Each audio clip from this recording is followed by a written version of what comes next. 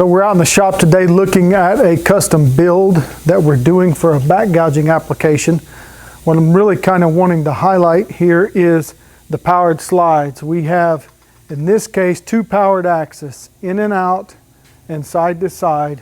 We still maintain our standard 0 gravity up and down the post. But in this situation, our powered axes are controlled by a joystick.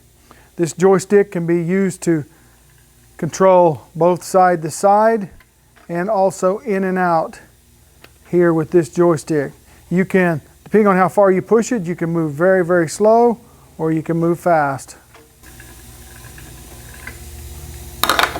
But it still has the same base, the same column, just the powered axis. We can put this on any axis. We can go in and out. We can go up and down. We can go side to side. But it has the 4-inch swivel casters. Those are steel casters, 2 lock in the back. We have the 2 manual locks in the front still. It's very portable, very flexible unit.